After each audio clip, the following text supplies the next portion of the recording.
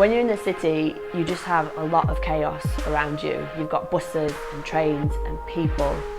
I don't feel at home in urban environments. I find them very claustrophobic.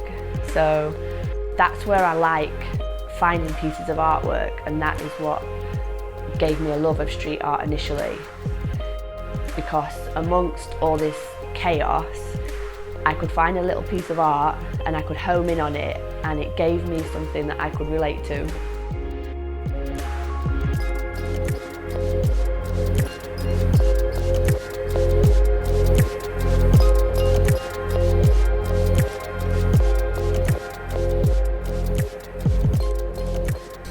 My art is always a product of my environment, and I've been living in the UK for a couple of years now, so I've just got to get used to being around bricks and mortar again.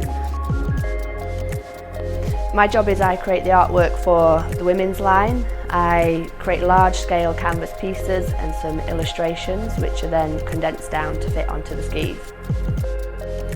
There's always unnecessary stuff in my head. I find I have far too many ideas, but the good thing about doing art for the skis is I have to work in a variety of styles, so I get to unleash all of these very many ideas. The artwork on the ambit and also on the heroine ski, they're both derivative of street art influences. You get a lot of artists working together on the same wall, so the marks will overlay, sometimes by accident and then sometimes deliberately. It's a very layered piece. A lot of the marks on this are also derivative from action painting and abstract painting.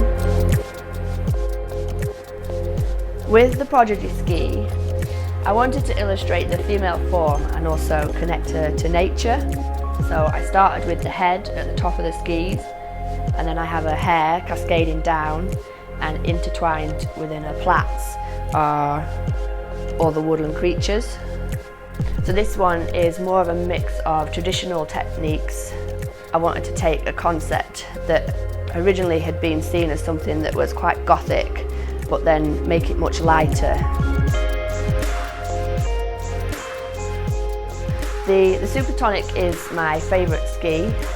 This one is very personal to me. I'd say it's more of a portrait of what's been happening to me with my change of environment. I find that sometimes you need to empty the contents of your head and just be accepting of the journey that life's taking you on, and try and learn the lessons that it's teaching you.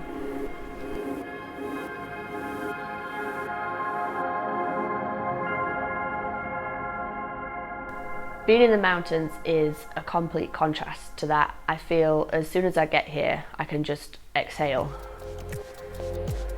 There's no time agenda, and there's so much inspiration all around you.